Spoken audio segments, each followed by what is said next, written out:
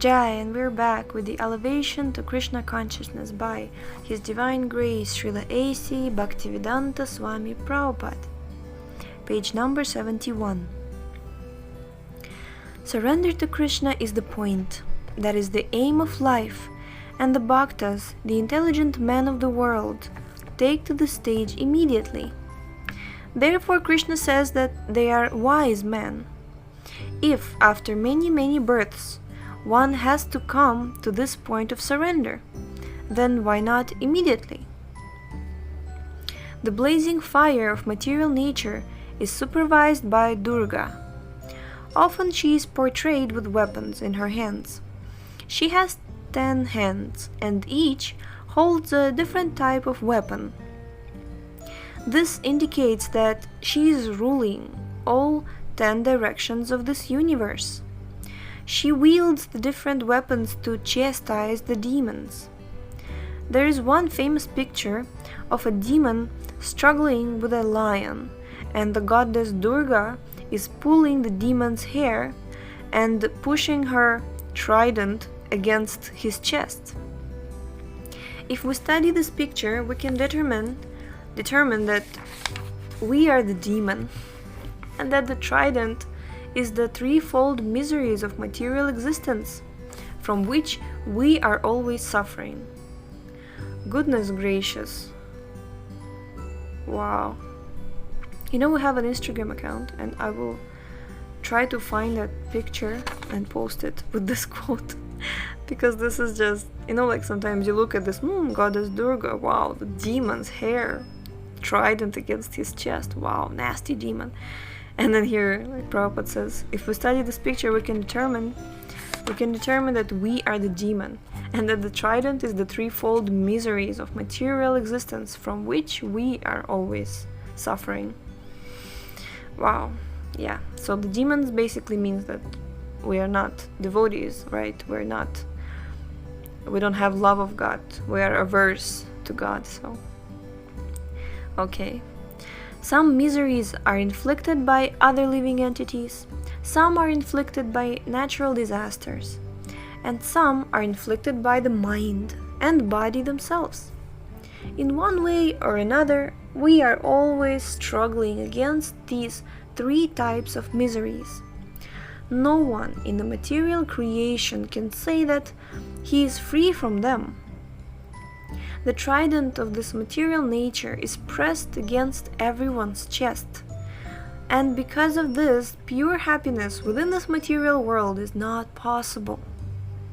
We may try to satisfy Mother Durga by worshipping her or by giving her some bribe, but Durga is not so easily bribed.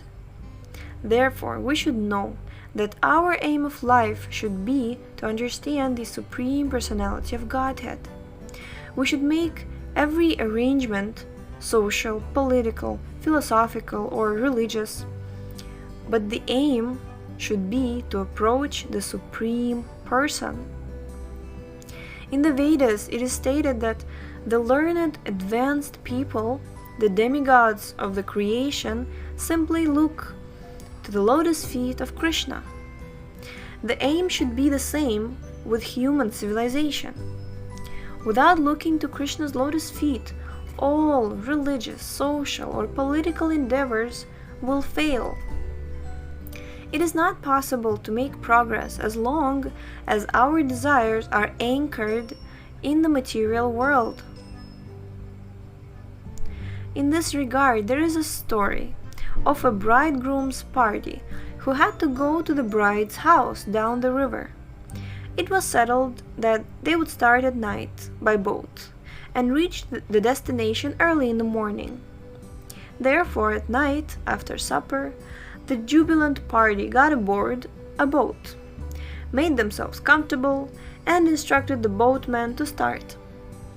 Since all the members of the party were seated comfortably, and since the river breeze was very pleasant, they slept soundly that night.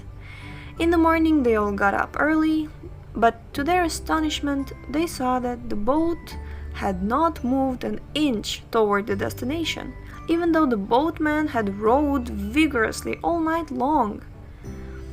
Finally, after inquiring, they found that despite the boatman's rowing, the boat had not moved because they had failed to raise the anchor. The marriage ceremony was thus spoiled because of a foolish mistake. Our present civilization is therefore a mistaken civilization, because the mistaken leaders have forgotten to raise the anchor of attachment. Instead, the anchor is being more and more firmly fixed because they have structured the social order on the basis of sense gratification. Wow, let's read that one again, because instead, the anchor is being more and more firmly fixed because they have structured the social order on the basis of sense gratification. This sense gratifying social and political setup, maintained by various plans and schemes, has been described in Bhagavad Gita as follows: Kamam ashritya dushpuram dambha mana madanvita mohad grihitva sadgrahan pravartante shuchivrata chintam aparimeyam cha pralayantam upashrita kamopa bhoga parama etavad iti nishchita. The demoniac, taking shelter of insatiable lust, pride, and false prestige, and being thus illusioned, are always sworn to unclean work, attached by the impermanent. Their belief is that to gratify the senses unto the end of life is the prime necessity of human civilization. Thus, there is no measurement to their anxiety. Bhagavad Gita 6.10 and 11. The leaders, like the boatmen, are all illusioned. They mislead us into taking some temporary benefit. But how long can their plans and schemes go on? If they persist until they die of heart failure or are killed by assassins, then another just like them takes their place. Even the so-called philosophers of modern society are captivated by material name and fame, and so they do not lead the general populace in the proper direction. Thus, the anchor of life remains deeply fixed in the waters of Nescience for the purpose of sense gratification. And thus, our so-called civilization rots in a stagnant pool because we are not moving. We are always in the same port of problematic life. All schemes are only useless scraps of paper in the face of war, famine, earthquakes, and other disasters. All these disasters are warnings from Mother Durga, and by them she confirms her eternal superiority over the illusioned plan makers. Yeah, well, all of us have experienced that one in 2020, right? Yeah, 2020 is a grand scale, but generally we'll face that.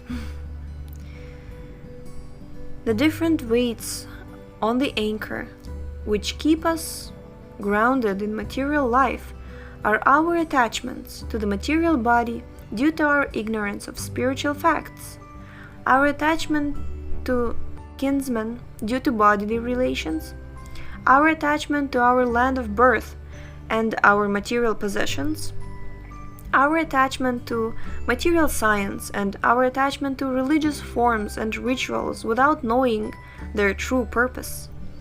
All these anchor the boat of the human body in the material universe. Sri Krishna, using the example of a strongly rooted banyan tree, advises us in Bhagavad Gita how to get rid of this attachment once and for all.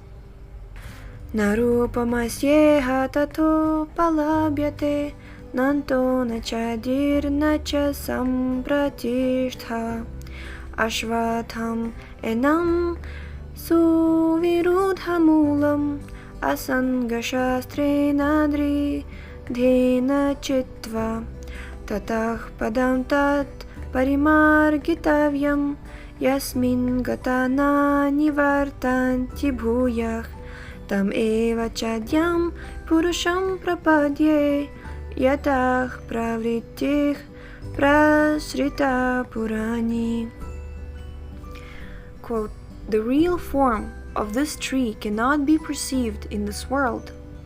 No one can understand where it ends, where it begins, or where its foundation is. This banyan tree must be cut out with determination by the weapon of detachment. Therefore, one must seek that situation from which, having gone, one never comes back. One must surrender to that Supreme Personality of Godhead, from whom everything has begun and is extending since time immemorial. Unquote. Bhagavad Gita 15.3 and 4. The Personality of Godhead, who is fully cognizant of everything in this creation, everything in His creation, informs us in our best interest that we must desire to get rid of this material existence. We must detach ourselves from everything material. To make the best use of a bad bargain, our material existence should be 100% spiritualized by constant association with Krishna's message, His devotees, and His names. Therefore,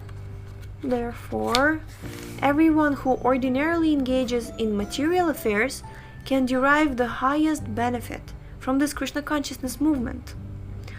All kinds of spiritual endeavors are more or less tinged with material consciousness, material contamination. However, pure devotional service is transcendental to all pollution. We need not artificially adopt principles of materialism. We need only fix our minds on the lotus feet of the Supreme Lord, the Personality of Godhead, Shri Krishna. Jai, thank you so much for tuning in today. We're going to stop here because tomorrow we're going to start the next chapter, chapter number 6, Taking to Krishna Consciousness. Yes, so the link to this book is in the description, as well as our email for your feedback or your questions. Feel free to connect with us. And this was Shravanam Diaries. Stay tuned and we will see you next time. Hare Krishna.